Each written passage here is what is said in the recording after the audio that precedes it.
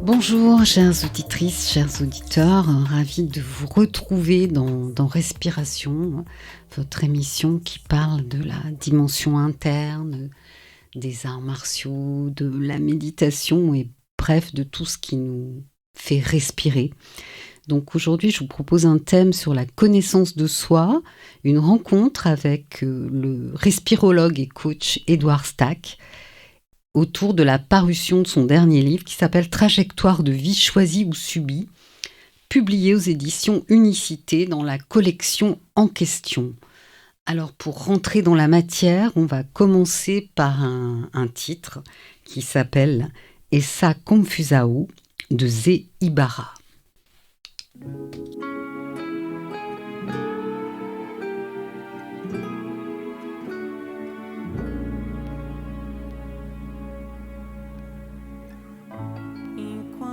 Essa confusão não morrer, enfim.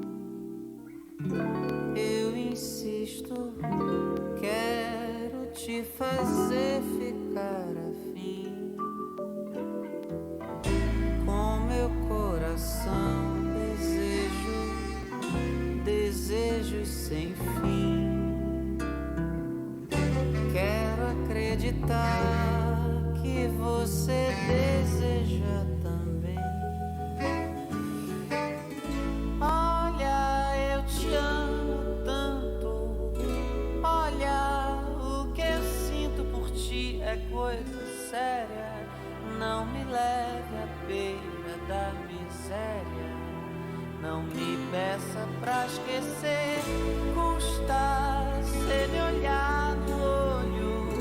Custa admitir essa vontade que te rasga o peito na metade.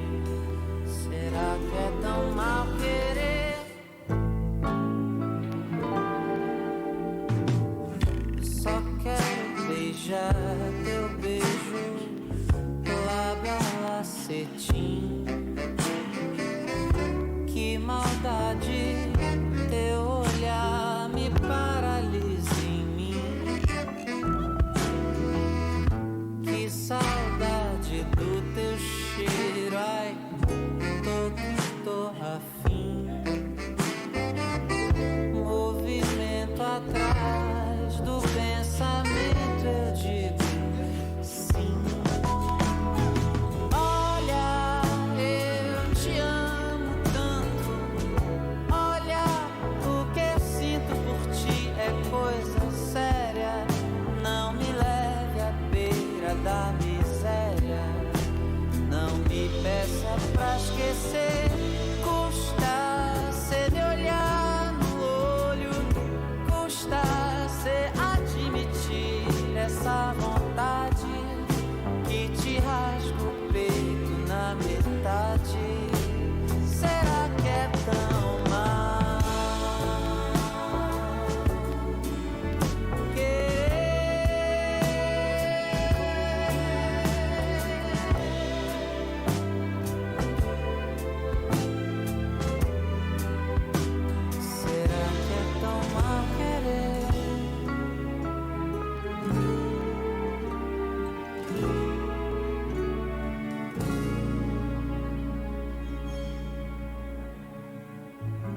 Você sabe ser assim, difícil pra mim, mas repito, quero te fazer ficar afim.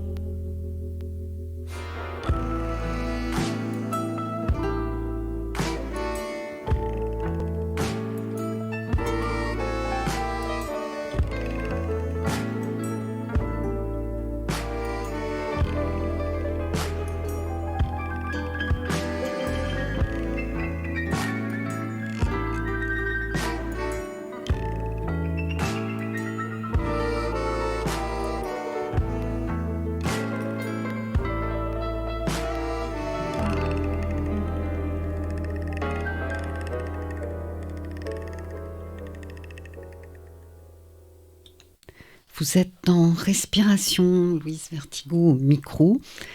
Bonjour Édouard Stack.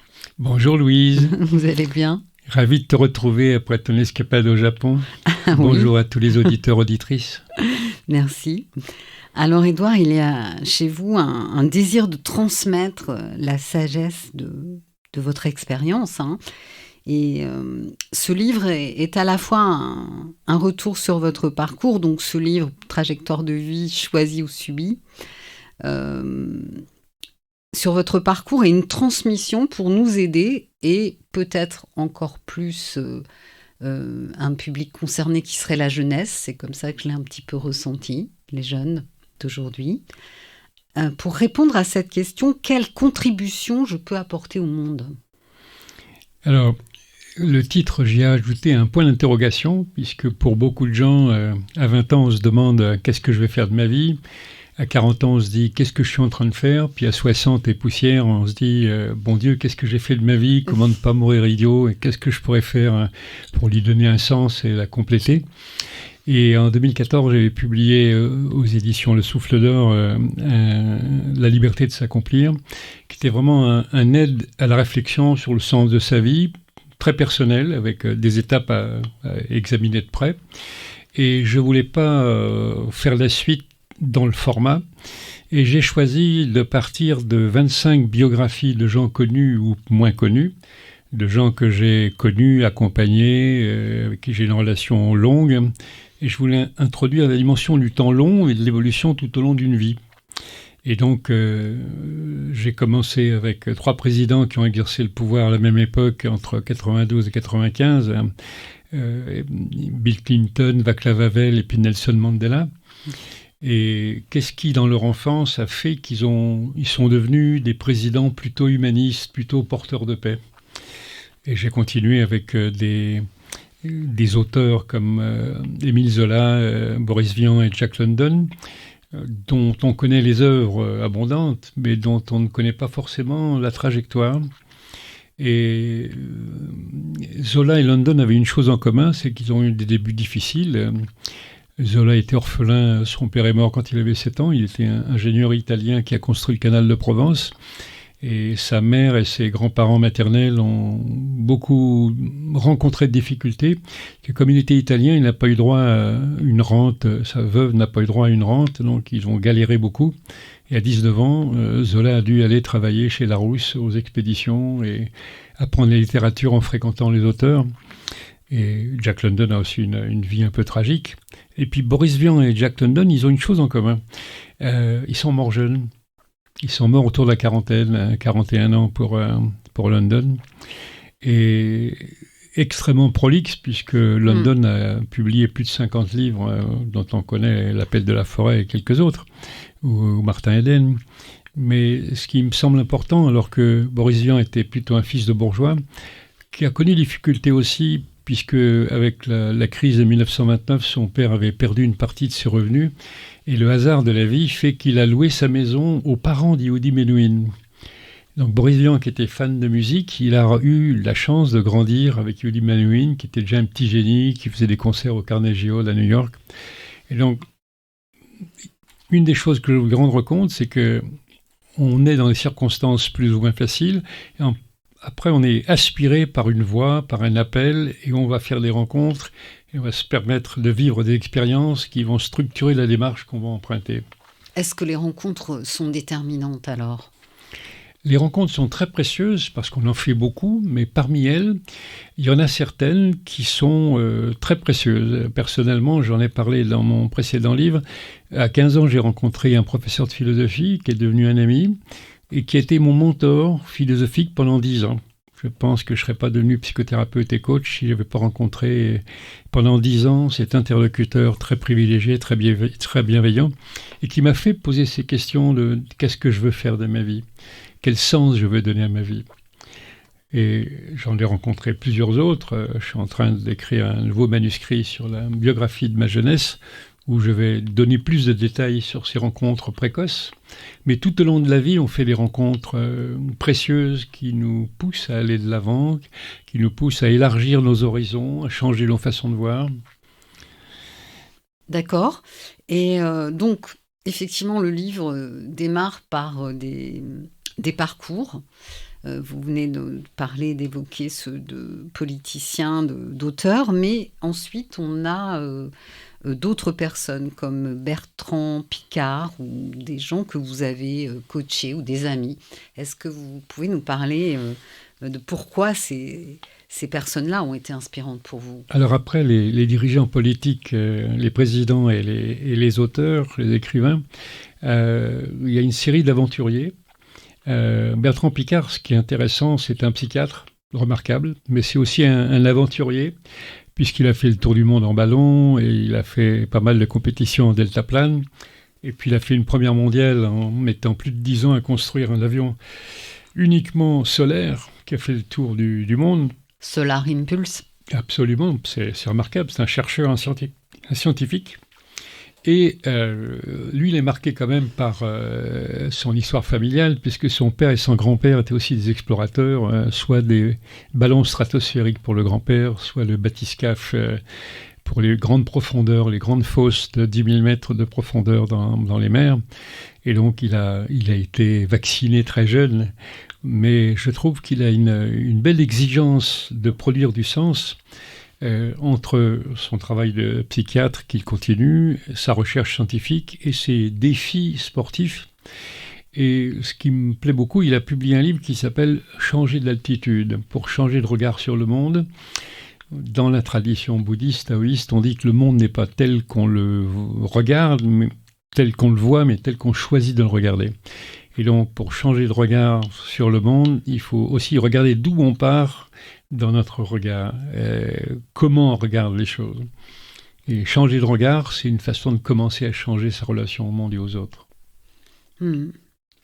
Et pour les autres personnes que vous avez choisi de réunir là et de mettre en avant en début de livre, ces personnes que vous avez accompagnées? Oui, ou bien avec qui j'ai une relation de longue durée. Il y a par exemple François Pinson, qui lui a une vie extrêmement linéaire. C'est un fils d'une grande famille, un de ses ancêtres a construit le canal de Panama. Et après ses études, il est allé aux États-Unis où il a rencontré une jeune étudiante à Berkeley, à l'université de Berkeley en Californie. Et quand il est rentré, il a eu un job avec un promoteur, un investisseur qui lui a demandé de piloter un projet. La Défense n'était pas construite, le quartier de la Défense n'était pas construit. Et donc, il a fait du porte-à-porte pour acheter les petits jardins de particuliers qui habitaient dans ce coin de Suresnes, qui va devenir la Défense, et pour les rassembler. Et ensuite, il a piloté la construction du palais d'exposition de la Défense. Et il va en être le secrétaire général, puis le dirigeant. Toute sa vie, il va faire que ça. Il va même piloter la reconstruction pour le transformer en centre commercial, puisque c'était devenu trop petit pour en faire des expositions. Mais il y a eu beaucoup d'expositions comme Batimat, un grand nombre pendant de nombreuses années. Et il a une vie assez linéaire, mais c'était quelqu'un de très ouvert sur le monde qui m'a emmené en montagne pour la première fois grimper. Et donc, on a eu une relation d'amitié pendant plus de 50 ans, et c'était un dialogue fécond, parce que c'était un homme à l'esprit extrêmement ouvert. Aux antipodes de ça, j'ai un ami et collègue avec qui j'ai coopéré beaucoup, qui s'appelle Étienne Smoulevici, qui est un vétéran du Dakar. Tout petit déjà, il voulait aller dans le désert. Il a publié 2 jolis livres, dont un qui s'appelle « À 7 ans, il voulait traverser le désert ». Et il a fait plus de 30 Paris-Dakar, tout en étant modeste dans ses débuts, puisqu'il était à 19 ans vendeur chez Olivetti, et un des premiers vendeurs d'Olivetti. Puis il est devenu entrepreneur avec sa propre entreprise. Et à la quarantaine, pris par le démon de l'aventure, il a changé de cap et il a monté une agence de communication événementielle par les sports mécaniques.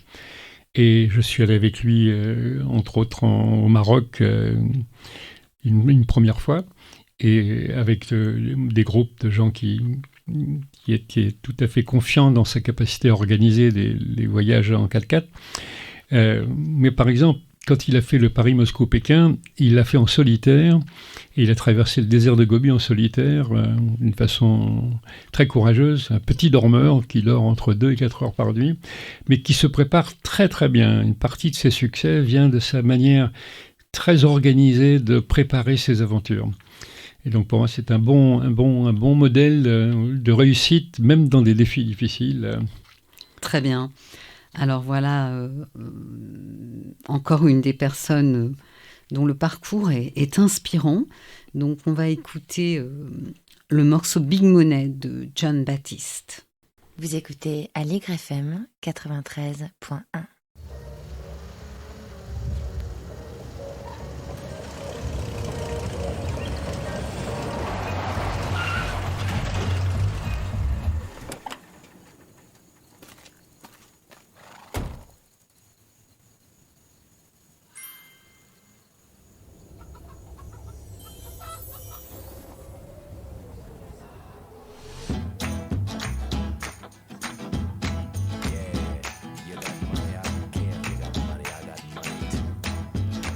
You can buy a house, but you can't buy a home. You can be surrounded and still be alone. Oh Lord, you can be living the life but not living the dream. It seems. Mama said, boy, don't you be no dummy. Everybody chasing that big, big money. Big money. Might have got a horse, don't mean you can ride on a horse. You might have got a plane, but that don't make you fly. Oh Lord, you can be living the life but not living the dream. It seems. Grandmama said, boy, don't be a dummy. Everybody chasing that big, big money. Big money.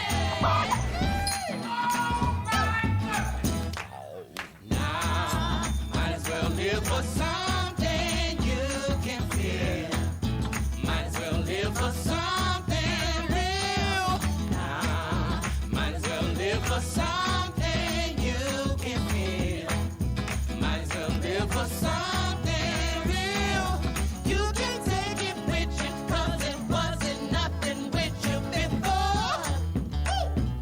No, no. Dust to dust, ashes to ashes. Same old thing. Big money.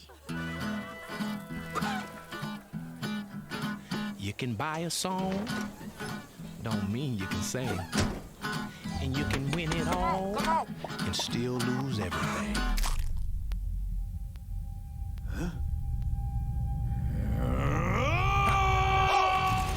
Said, boy, don't you be no dummy.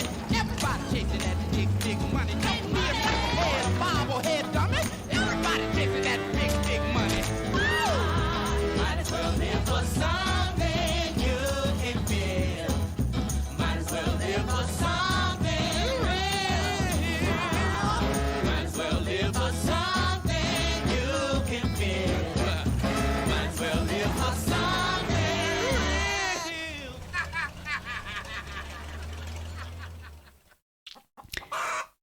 Vous êtes dans Respiration. Je suis aujourd'hui en compagnie d'Édouard Stack, coach et respirologue, qui vient de faire paraître son dernier livre, Trajectoire de vie choisie ou subie, aux éditions Unicité.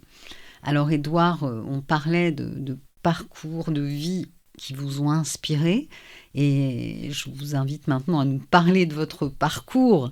Alors vous êtes le dernier né d'une fratrie de 7 enfants, d'une famille tchécoslovaque populaire.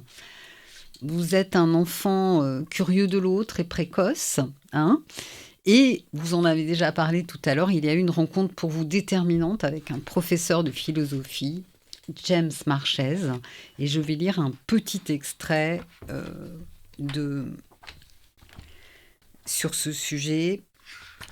Voilà, j'ouvre mon livre.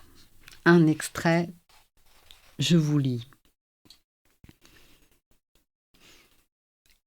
Il a insisté sur 2 socles fondamentaux, savoir qui on est vraiment et ce que l'on veut vraiment. Et il conjugue cette formulation de Jacques Donard. Quelle question êtes-vous venu poser au monde à la naissance ? Et ce proverbe Targui, donc Touareg, au bout de la patience, il y a le ciel. Alors, est-ce que vous pouvez me commenter un peu Bien volontiers. cette sagesse ? Bien volontiers. Mes parents étaient émigrés d'Europe centrale dans l'entre-deux-guerres. Mon père, en 1917, m'est arrivé à Cognac avec un bataillon de la Légion de Chèque dont il était volontaire. Et ma mère est venue le rejoindre en 1933. Ils se sont connus par correspondance, par des amis communs. Dans un petit village de 1000 habitants, mes parents avaient très peu fréquenté l'école, mais mon père était très curieux. Il lisait énormément. Et j'ai eu accès à la littérature très tôt. Dès l'âge de 6 ans, je savais à peu près lire et écrire. Et j'ai plongé dans les livres par passion et par curiosité. Et j'ai eu la chance aussi qu'avant la rencontre avec Jem Marchès, mes enseignants, mes instituteurs dès l'école primaire ont observé que j'étais assez éveillé. Ils m'ont poussé à étudier le plus possible, au point qu'à 8-9 ans, je restais à l'étude jusqu'à 18 heures avec les élèves de 12-13 ans qui préparaient le certificat d'études. Et donc j'avais soif de connaissances et comme je n'ai pas connu mes grands-parents, je cherchais le dialogue avec les personnes qui avaient de l'expérience. Quand j'allais jouer avec des camarades de classe, j'allais souvent plus discuter avec leurs grands-parents que d'aller jouer avec mes amis. J'avais envie de comprendre, j'avais cette interrogation profonde. Et ça va me suivre tout le temps. J'ai fait des études de kiné. Quand j'ai passé mon diplôme, je me suis dit, ça y est, j'ai plus besoin d'étudier. Et puis je suis tombé dans la fascination des sciences humaines et j'ai continué à étudier pendant 15 ans non-stop par passion. Excusez-moi, vous n'avez pas répondu à ma question concernant ce professeur. Vous l'avez rencontré quand et qu'est-ce que ça vous a apporté ? Mon père était antiquaire et même jeune, 8 ans, 10 ans, je conduisais les clients dans toute la maison, dans tous les bâtiments agricoles qui étaient des lieux de stockage d'antiquités. Et il est venu un jour, comme beaucoup d'autres potentiels clients, visiter la maison. Et puis c'est moi qui l'accompagnais. On a commencé à échanger, à discuter. Et en fait, il est revenu plusieurs fois. Et on a à chaque fois repris la conversation. On est allé plus loin. Et puis ce qui a été très précieux, c'est qu'il m'a aidé à venir à Paris pour faire mes études quand j'ai eu 18 ans. Mais il avait une histoire tragique. Il était non seulement philosophe et chrétien protestant, mais il avait été gravement malade avec une tuberculose rénale qui l'a tenu alité pendant 1 an et demi, donc il a connu une épreuve importante. Et puis, il avait perdu ses parents à la Libération dans des circonstances assez dramatiques qui l'a beaucoup bouleversé. Et donc, c'est un homme profondément humain et qui m'a jamais dit quoi penser, mais qui, au contraire, m'a posé des questions pour me faire m'interroger et trouver mes propres réponses. Ouais, très bien. Alors, vous avez déjà commencé à évoquer votre intérêt pour le sport, pour le corps humain, et donc cette vocation pour soigner, en fait, qui est apparue, qui vous conduise à ressentir un appel, celui de devenir kinésithérapeute. C'est ça. Et je vais raconter plus en détail dans la prochaine biographie de ma jeunesse. Mais j'ai rencontré 2 parents d'amis du lycée qui étaient médecins, dont un était médecin légiste et qui m'a permis à 16 ans d'assister à une première autopsie, ce qui n'était pas banal. Et l'autre qui était médecin ophtalmo mais qui ne pouvait plus opérer parce qu'il était cardiaque et qui m'a guidé quand je me suis posé les questions sur le métier de kiné. Et qui m'a recommandé d'aller faire de l'haltérophilie pour me préparer à un métier physiquement fatigant, ce que j'ai fait pendant 4 ans, et qui était vraiment un homme de dialogue aussi pour que je regarde le corps humain avant même de me former. J'ai commencé à faire du massage sportif avec un de mes frères qui faisait du vélo et puis ses copains. Donc déjà, avant de faire mes études, j'avais déjà 4 ans de pratique du massage sportif et je découvrais par la pratique la complexité du corps humain. Très bien. Et ensuite, il y a, me semble-t-il, une rencontre déterminante, là, cette fois-ci, avec un pays, puisque durant votre service militaire, vous retrouvez à le passer en Polynésie. Que vous apporte ce premier voyage ? Alors, c'est la première fois que je sortais d'Europe, hein, et puis j'ai eu la chance, c'était un des derniers voyages par bateau. Donc j'ai fait mes classes à Toulon, à la caserne du BIMAT en face de l'hôpital du Montfaron. Et un mois de croisière pour servir la nation, c'était pas banal. Et en Polynésie, j'ai adoré découvrir la culture polynésienne. J'ai joué au rugby avec mes collègues militaires et j'ai découvert leur langue, leur danse, leur philosophie de vie, avec la notion du mana, qui est l'énergie qui traverse toutes les choses. Et quand plus tard je vais aller au Japon, ça va me marquer déjà cette connaissance de l'énergie qui traverse tout le vivant. Le chi. Le chi, le ki, et Ouais. le prana. C'est ça. Et il y a aussi l'expérience de la plongée, puisque je vais aller faire de l'apnée avec des vieux pêcheurs qui restent 3 minutes sous l'eau et qui descendent à 15 mètres. Et ça sera le début de ma pratique de l'apnée et même de la plongée avec bouteille avec un médecin que j'ai rencontré. Donc je me suis énormément enrichi de découvrir leur culture. C'est des gens très fiers, des magnifiques navigateurs et qui n'ont jamais été esclaves de personne. Donc il y a une fierté qui les habite. Et ils m'ont aussi appris quelque chose, c'est qu'ils communiquent énormément par la communication non verbale. Ils ne parlent pas beaucoup, mais ils regardent, ils perçoivent, ils interagissent avec la réalité profonde de l'autre. Donc c'était une grande richesse d'interagir avec eux. C'est sûr. Donc c'est là où le respirologue s'est éveillé en quelque sorte. Oui, j'avais commencé à m'entraîner en apnée en piscine, mais là en mer, avec la plongée sous-marine, la pêche, c'était vraiment... Et à l'époque, il y a eu un championnat du monde de plongée sous-marine qui était très très stimulant pour moi de voir les capacités des athlètes.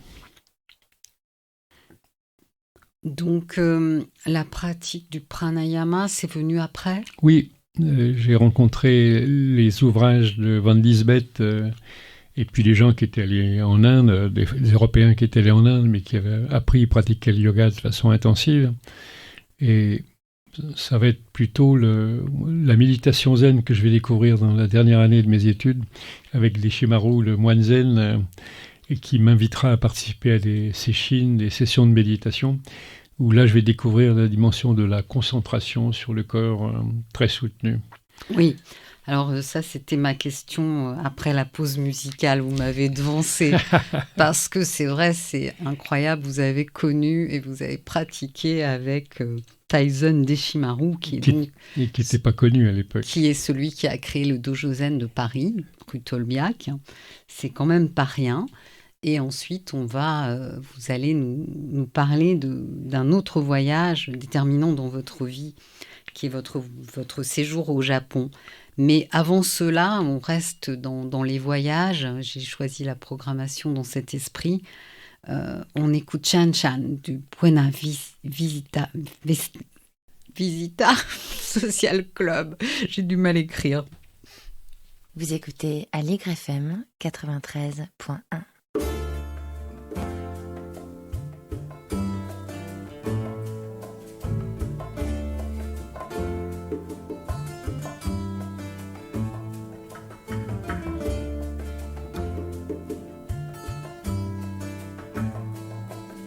De Alto Cedro voy para Marcané, llego a Puerto, voy para Mayarín.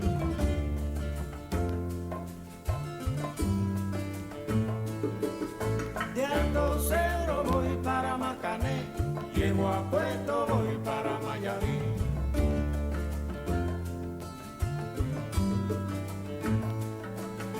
De Alto Cedro voy para Marcané, llego a Puerto, voy para Mayarín.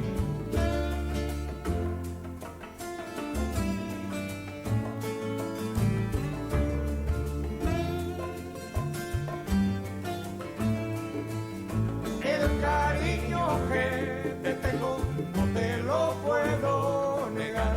Se me sale la babita, yo no lo puedo evitar.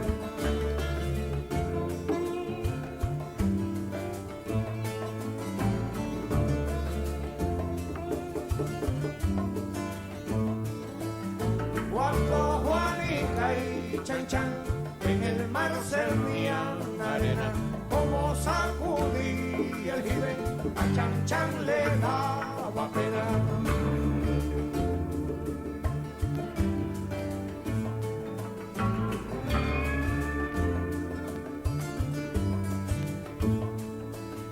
Limpia el camino de paz, que yo me quiero sentar en aquel tronco que veo y así no puedo llegar.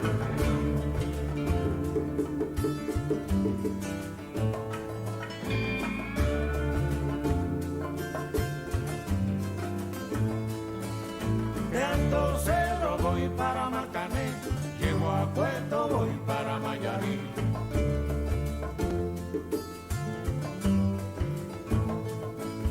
De Alto Cedro voy para Marcané, llego a Puerto, voy para Mayarí.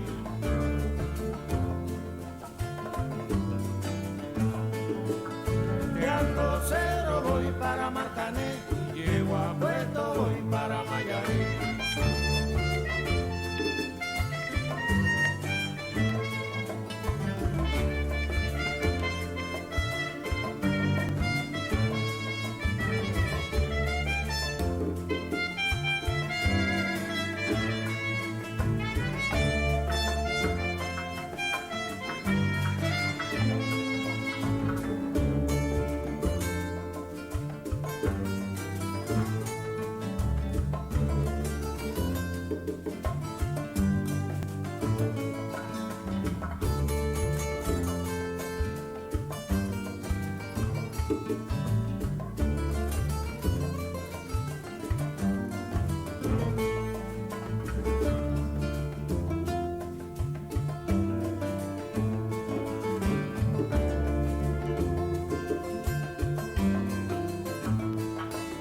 De Alto Cedro voy para Marcané, llego a Puerto, voy para Mayarí.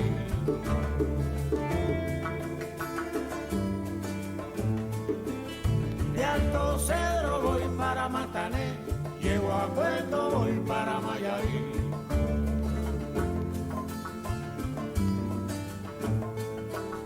De Alto Cedro voy para Marcané, llego a Puerto, voy para Mayarí.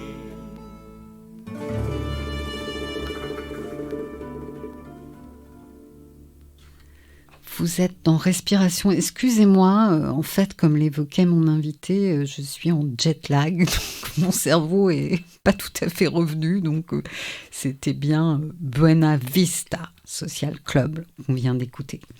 Donc je suis aujourd'hui avec Édouard Stack. On parle de son dernier livre, Trajectoire de vie choisie ou subie.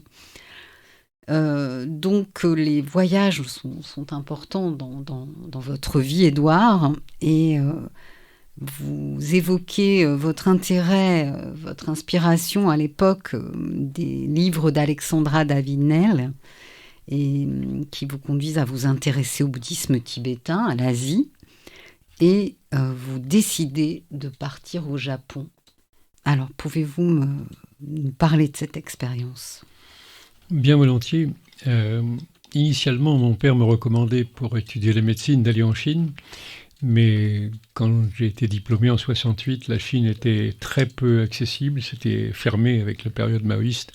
Ouais. Et donc j'ai essayé de partir au Japon, et à nouveau un grand voyage, puisque la formule la plus économique, c'était de partir 48 heures Paris-Moscou en train, et puis ensuite de prendre les lignes intérieures russes, soviétiques, jusqu'en Sibérie, puis 18 heures de train de Khabarovsk à Nakhodka pour atteindre la côte Pacifique, puis 2 jours de bateau pour arriver à Yokohama. Donc j'ai fait ça à l'aller au retour, c'était quand même pas banal, une semaine, là où aujourd'hui il faut une demi-journée. Ouais, mais moi je trouve que c'est comme ça qu'il faut voyager. Oui, quelle chance, j'adore chance. Hein. J'adore ça. Et j'ai fait d'ailleurs de belles rencontres, puisque entre Moscou et Tokyo, j'ai rencontré un guitariste classique qui jouait de la guitare classique, qui était japonais, et qui rentrait d'un concert à Varsovie, en Pologne. Et on a sympathisé pendant mon séjour de 3 mois au Japon. Il m'a rendu visite en France un peu plus tard, quelques années plus tard. J'avais été introduit par Taisen Deshimaru à la méditation zen, Mais là, c'était le plongeon dans la culture japonaise et la culture traditionnelle par Monsieur Misov, qui a été ambassadeur du Japon à une époque avant d'être ministre de la Jeunesse et des Sports du général de Gaulle. Il était député de mon quartier, il m'avait donné une recommandation pour quelqu'un de l'ambassade et qui m'a mis en contact, qui m'a emmené au bout de quelques jours rencontrer le président des acupuncteurs japonais qui acceptait de me prendre en stage. Et donc tous les matins, j'ai été 2 heures, 3 heures en stage dans sa clinique familiale où il traitait ses patients avec sa femme et ses 2 filles. Et c'était des personnes plutôt âgées. Et ce qui était très frappant, on est en 69, en printemps 69, c'est que la plupart des gens étaient encore habillés en kimono à l'ancienne, avec les socs de bois. Donc c'était vraiment le Japon ancien. Et puis j'avais les contacts avec le fils de Deshimaru que je l'ai rencontré dans un autre temple. Un week-end sur 2, je partais dans un monastère pour méditer avec eux. Et donc, c'était vraiment le Japon ancien. Et les autres rencontres que je faisais, c'était souvent des pratiquants d'arts martiaux dans des dojos, comme le kendo. Et c'est vraiment la mentalité du vieux Japon dans laquelle j'ai pu m'immerger. C'est J'ai pas vu le extraordinaire. Japon moderne, mais vraiment j'ai plongé dans le Japon C'était ancien. à Tokyo, hein, ça. Alors j'étais 2 mois et demi à Tokyo, et puis un grand week-end à Nikko, qui est l'endroit où il y a beaucoup de temples Ouais. C'est pas très, Shinto. c'est pas très loin de Non, Tokyo. c'est 200 km, mais c'est une belle zone de forêt où il y a énormément de onsen, de sources thermales. Et puis je suis parti une semaine à Kyoto, que j'ai adoré, puisque je séjournais dans un petit monastère Soto-zen. Et toute la journée, j'allais me promener, visiter les temples, mais le soir, je rentrais méditer avec les moines et dormir dans le monastère. Donc c'est vraiment une immersion totale. J'avais pris pendant 6 mois la peine de rencontrer une étudiante pour acquérir quelques bases linguistiques. Et à mon retour du Japon, j'avais un bon vocabulaire de 400-500 mots, donc j'arrivais à me débrouiller pas mal pour naviguer sur mon chemin. Très bien. Et alors, vous avez assisté à des démonstrations de Maître Ueshiba, le créateur de l'aïkido. Absolument, c'était 1 mois avant son décès, dans son dojo. d'Iwaba. Oui, et je l'ai vu faire face à l'assaut de 3-4 ceintures noires en même temps. Et il avait quelque chose d'exceptionnel. Il avait un sens du timing, un sens du mouvement. Il les laissait venir, il les laissait foncer. Et commençait à tourner en spirale, puis il en faisait des nœuds, il les mélangeait, il mélangeait leur corps et il s'esquivait et repartait de là. C'était vraiment spectaculaire. Et j'ai eu le bonheur de lui rendre hommage, puisque j'ai assisté 3 semaines, 1 mois plus tard, à son enterrement dans son dojo. Et c'était vraiment très prenant, une qualité de silence, c'était remarquable. C'était quelqu'un de profondément remarquable. Qu'est-ce qui vous a amené à le rencontrer? Je fréquentais la communauté des arts martiaux. J'étais ami avec un ancien marine américain qui, lui, s'entraînait au Shotokan en karaté. Et par le président des acupuncteurs japonais, le docteur Okabe, j'avais un élève qui faisait du kendo, qui était champion de Tokyo. Donc j'allais le voir travailler dans son dojo universitaire. Et donc ce sont des rencontres successives qui m'ont amené à aller visiter le dojo de Ueshiba, qui est un grand cadeau. Oui, dont la réputation devait commencer à augmenter à l'époque. Il était déjà considérable, mais il avait une présence. C'était un homme qui n'était pas spectaculaire. Il était petit, mince, mais extrêmement fluide. C'est sa fluidité qu'on voit bien dans toute la pratique de l'aïkido, hein.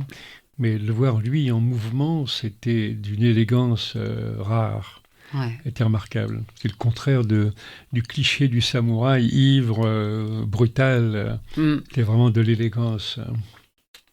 Ouais. Alors, si on en revient à vos conseils dans ce livre, hein, qui est là pour nous inspirer, pour inspirer aussi la jeunesse, vous conseillez de favoriser l'expérience internationale et d'apprendre d'autres langues. Pourquoi ? Alors, moi, j'ai eu la chance dans ma famille d'entendre mes parents parler le tchèque et le slovaque jusqu'à mes 18 ans, donc j'ai les bonnes bases. Et j'ai une bonne oreille dans les langues slaves. Ce sont des langues musicalement complexes. Le russe, par exemple, il y a 5000 Hz de bande passante dans la variation de la langue parlée. L'anglais est à 3000, 3005 et le français plutôt à 2000. C'est pour ça que les Français, on parle comme on entend. Et donc c'est l'oreille interne qui va attraper les fréquences vibratoires et être capable plus ou moins de les reproduire. Donc c'est pas facile, sauf si on travaille assidûment avec une oreille électronique, entre autres, de parler avec l'accent de la langue qu'on cherche à apprendre. Moi, je me débrouillais plutôt bien avec l'anglais et l'allemand au lycée, mais j'ai fait l'effort d'apprendre le polynésien pendant mon séjour d'1 an et demi en Polynésie. J'ai fait l'effort d'apprendre le japonais et j'ai continué à mon retour du Japon pour maîtriser un peu mieux. Mais à 60 ans, je me suis mis au russe pour, comme j'allais régulièrement, je voulais pouvoir briser la glace. Je ne maîtrise pas la langue, mais je peux au moins introduire une conversation, passer des signes de proximité. Et à 65 ans, je me suis mis au chinois, qui est encore beaucoup plus difficile que le russe, mais qui me permet de créer des signes de proximité. J'étais au Centre culturel chinois dimanche dernier pour écouter un concert de pipa et des dégustations de thé de la région de Hangzhou. Et j'ai pu lire des textes traduits par d'autres de poésie japonaise de l'époque Tang. Et il y a une profonde sagesse grâce au texte et grâce aux traducteurs. Et c'est l'intérêt pour les cultures différentes qui nous aide à regarder le monde au-delà du bocal où nous sommes poissons rouges. Ouais, donc c'est vrai que la Chine est aussi un pays où vous êtes allé vous êtes un voyageur. J'ai réussi non seulement à aller dans 60 pays, mais surtout j'ai réussi à aller travailler dans une trentaine. Et ça veut dire que des pays comme la Russie, la Chine, l'Indonésie, j'y suis allé 12 fois. Le Canada, la République tchécoslovaque, c'est une vingtaine de fois, les États-Unis, une quinzaine. Et donc, il faut du temps pour découvrir une culture. Il faut un intérêt profond, et c'est au travers des rencontres, des lectures, des expériences, qu'on peut un peu mieux cerner d'autres manières de vivre. Le 18 septembre, au Forum 104, je vais organiser une rencontre avec 2 anciens présidents de la Société française de prospective sur les approches de la mort selon les cultures. Il y a un très bon livre du CNRS qui est publié là-dessus, La mort et ses au-delà. Et échanger, quelle que soit la confession religieuse que les gens peuvent avoir, leur cadre de référence, et regarder comment les autres font avec les sujets existentiels. Ouais, c'est sûr, c'est très intéressant. Alors on va faire à nouveau une petite pause musicale pour réfléchir à tout ça. On va écouter le morceau Novia Moderna de Lynn Cortés. Vous écoutez Aligre FM 93.1.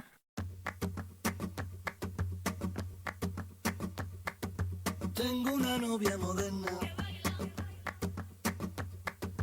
tengo una novia flamenca, tengo una novia en Madrid, tengo una novia gitana, tengo una novia moderna que baila, tengo una novia flamenca que canta, tengo una novia en Madrid, tengo una novia gitana, tengo una novia moderna.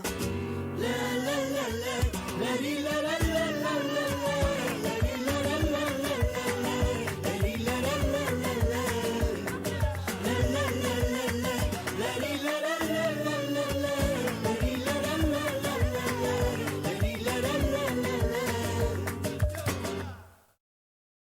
Camarón, flor silvestre del campo, vino en rama pa' Manuel, coger coche amigo pardo, vamos a ver a Diego a Jerez.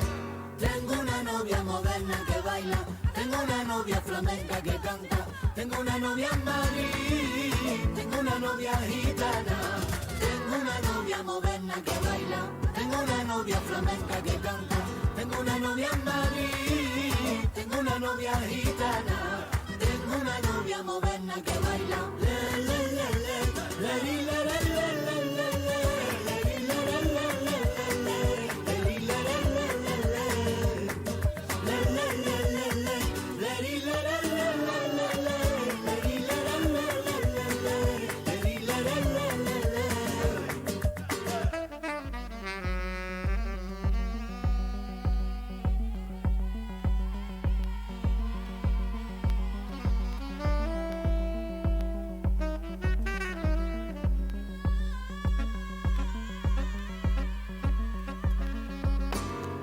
llueve a mares. Sigue lloviendo a mares, pero viste de lunares porque dentro tiene el sol, el sol, el sol, el sol, el sol, el sol.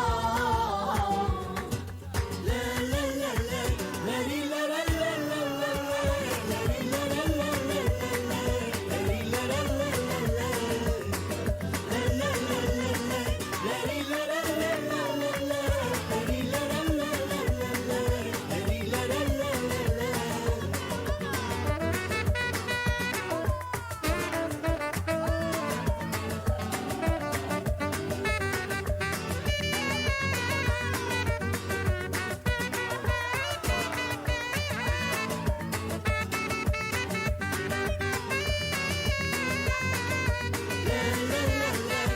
le, le,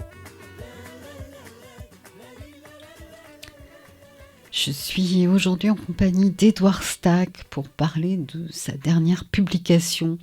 Alors, en suivant le fil de votre vie et de vos voyages, il me semble que le voyage au Québec a été quelque chose d'important.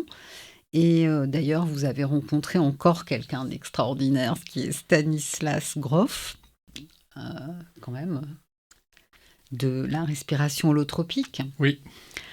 Et vous devenez à cette époque gestalt thérapeute et enseignez des thérapies psychocorporelles. Peut-être vous pouvez nous dire un mot de ce qu'est la gestalt, en fait, pour nos auditeurs.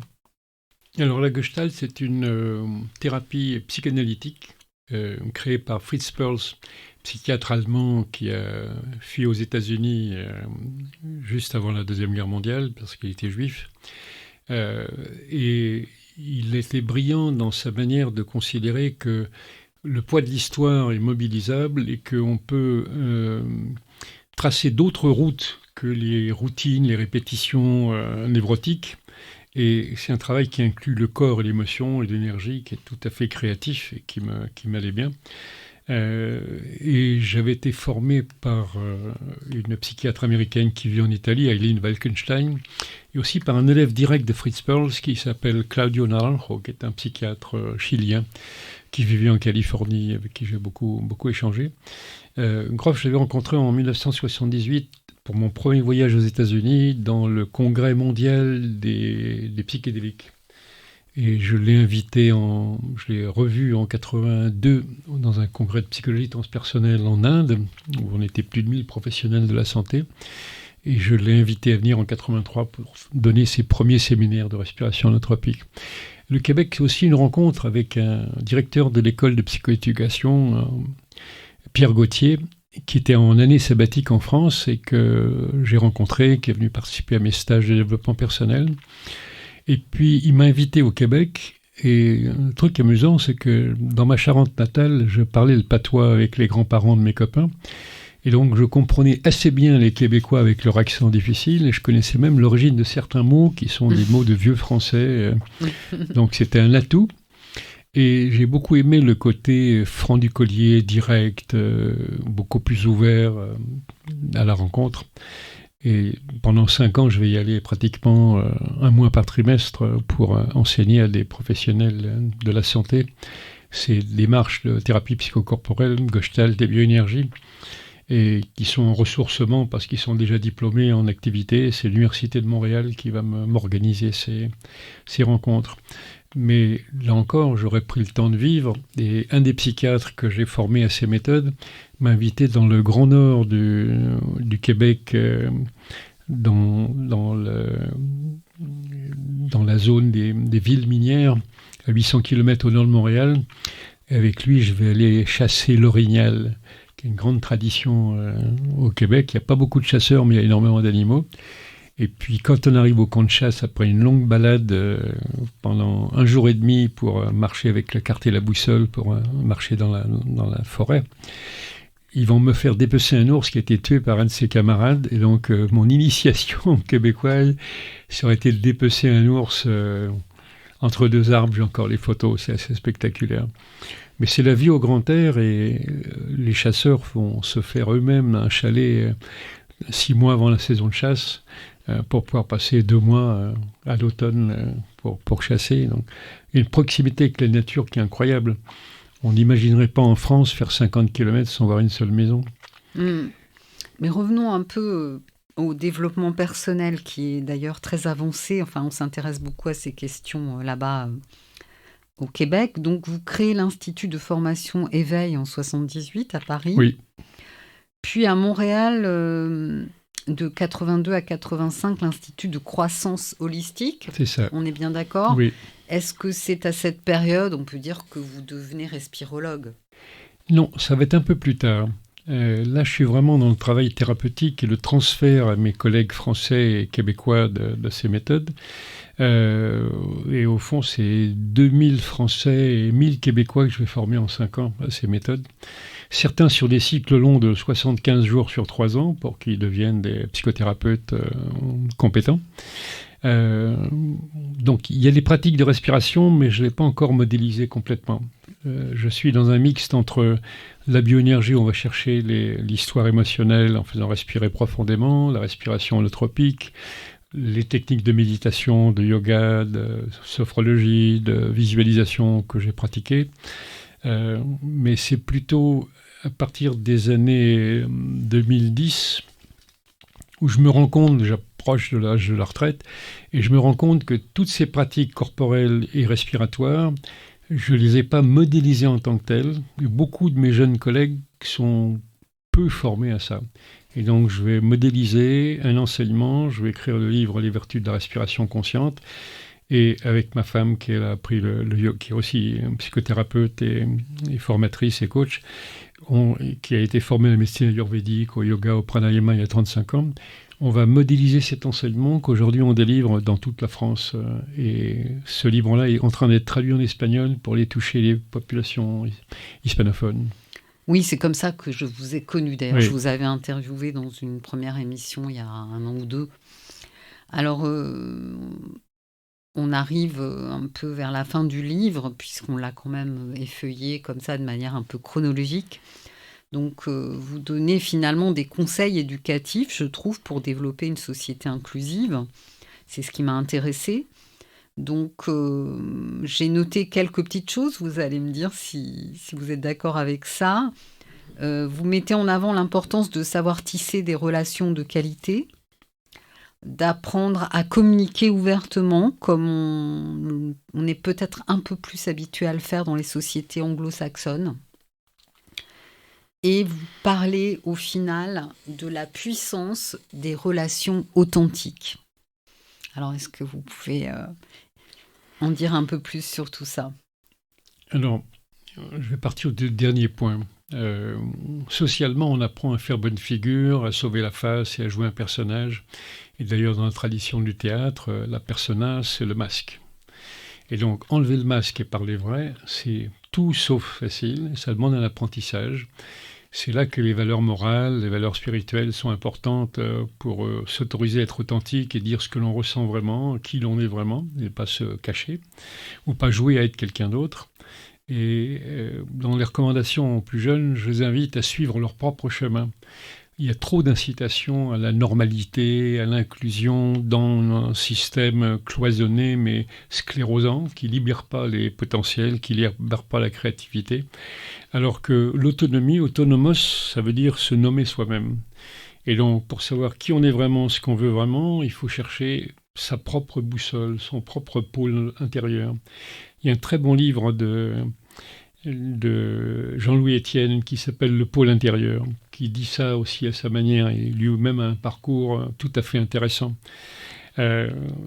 Et dans la fin du livre, avec un de mes collègues qui est prof d'histoire géo, prof de lettres dans un lycée de technique géré par les compagnons du Tour de France, il a interrogé une vingtaine d'élèves pour savoir, alors qu'ils se préparent à des métiers manuels, comment ils anticipent l'avenir. Et en fait, ils ont confiance non seulement dans un métier qui va leur permettre d'apporter leur contribution, mais aussi dans les valeurs qu'on leur a transmises dans cette école du compagnonnage. Et on a interviewé une demi-douzaine d'autres étudiants en psychologie, en école de commerce, un jeune étudiant en aéronautique de Supaéro Toulouse. Et en fait, les étudiants, même largement diplômés, se sentent moins préparés personnellement à affronter la dureté du monde. Et cette armature morale, cette connaissance de soi, cette authenticité, c'est un vrai atout pour un leadership authentique dans la vie professionnelle ou dans la vie réelle. Donc, est-ce qu'on peut dire que c'est votre message aux générations futures ? Oui, trouvez votre propre chemin et frottez-vous au monde, frottez-vous aux autres et allez puiser dans vos ressources pour faire ce qui vous tient à cœur. Super, merci beaucoup Édouard. Donc, on attend un prochain livre dans quelques temps. Et sinon, est-ce que vous avez quelque chose à annoncer ? Alors, si les gens souhaitent me contacter pour interagir, le plus simple, c'est de m'envoyer un mail à edouardstack tout attaché, STACKE, @yahoo.com.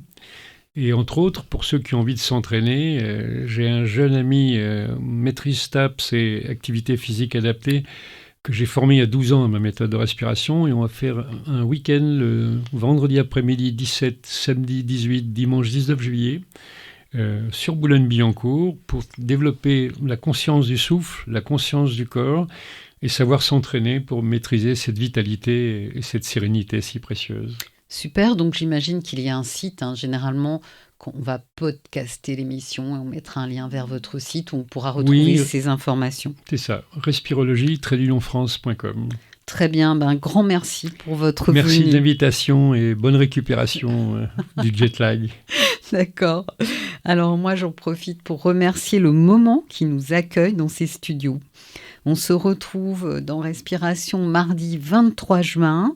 Notre thème sera le Japon des origines. Je vous propose une rencontre avec Dominique Buisson, qui est un spécialiste de la mythologie japonaise, autour de son ouvrage Les grands mythes du Japon, paru chez Librio.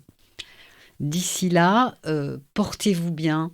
Et bien, un grand merci à la technique, à Armand qui était là avec nous aujourd'hui.